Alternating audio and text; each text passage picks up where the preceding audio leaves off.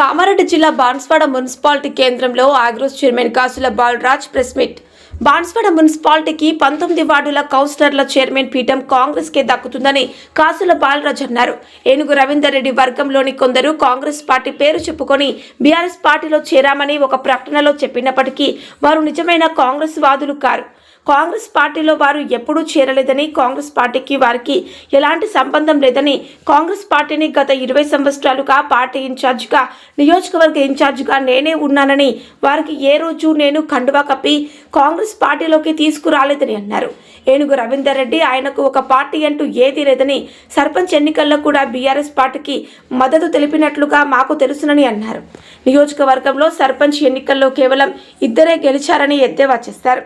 Municipal పీఠాన్ని ward కౌన్సిలర్లని Congress పార్టీయే కైవసం చేసుకుని బీఆర్ఎస్ పార్టీకి కనీసం డిపాజిట్లు కూడా దక్కవని వారు పేర్కొన్నారు. మీటింగ్ ఏర్పాటు చేయడం జరిగింది. నిన్న సాయంత్రం 7-8 గంటలకు అందరి అభిప్రాయం మేరకు ఏకగ్రీవంగా కాసుల విజయ బాలరాజ్ గారికి బాన్స్వాడ మున్సిపల్ చైర్మన్ అభ్యర్థిగా నియమించడం జరిగింది. దీనికి అందరూ కూడా ఏకగ్రీవంగా ఆమోదించి ఆయనకు తెలపడం జరిగింది. కాబట్టి ఈరోజు పొద్దున నుండి ప్రతి వార్డులో కూడా అందరం ప్రచారం చేస్తుంటే చాలా బ్రహ్మాండమైన స్పందన కలబడుతుంది. మంచి మెజార్టీతో 19 మంది మా అభ్యర్థులు గెలుస్తారని చెప్పి మేము ధీమా వ్యక్తం చేస్తున్నాం. కాకపోతే నిన్న ప్రెస్ మీట్లో కేటీఆర్ దగ్గర 5 కౌన్సిలర్లు కలిసి బాన్స్వాడలో కాంగ్రెస్ పని అయిపోయిందన్నట్టు వార్తలు రావడం దురదృష్టకరం. కలిసింది 5-3 అది మాజీ కౌన్సిలర్లు, మా కాంగ్రెస్ వారు కారాలు, ఏనుగు రవీందర్ రెడ్డి వర్గం మనుషులు, మా ఒరిజినల్ కాంగ్రెస్ మనుషులు కారాలు. కాకపోతే వాళ్ళు నామినేషన్ చేసినప్పుడే బీఆర్ఎస్ అని ఒకటి సెట్ చేసిండు, కాంగ్రెస్ అని ఒకటి సెట్ చేసిండు.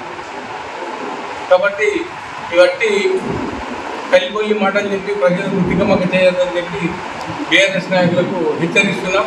రేపు రాబోయే మున్సిపల్ ఎన్నికల్లో వాళ్ళకు డిపాజిట్ కూడా రాదని చెప్పి చెప్తున్నాం. తప్పకుండా మా అభ్యర్థులు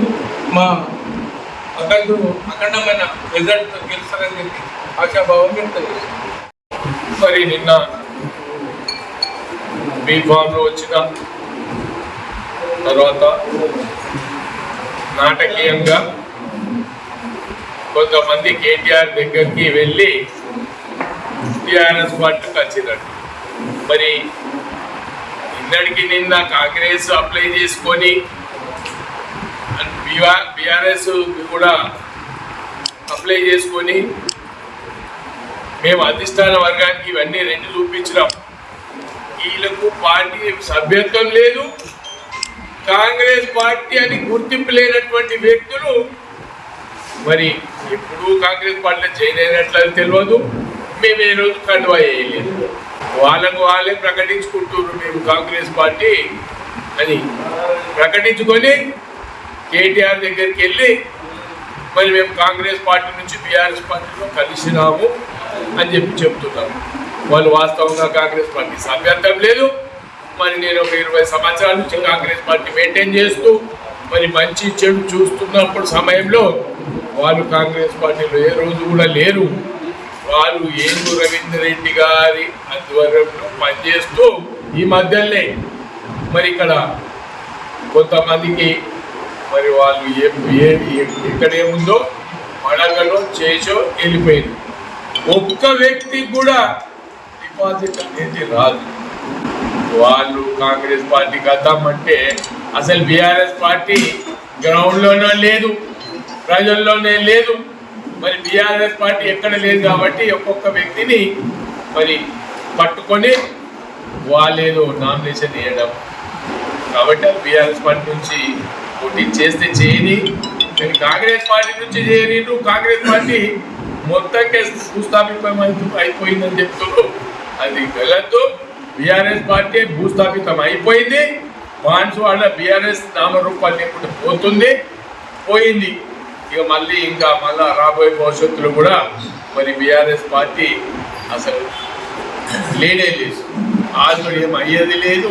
కేటీఆర్ అసలు ఏమీ తెలియదు. ఇవాళ కొంతమంది ఏమంటారంటే కేటీఆర్ వచ్చి ప్రచారం చేస్తున్నారు. చేయండి, కేటీఆర్ రాని కేసీఆర్ రాని మేమేం భయపడేది ఉంది.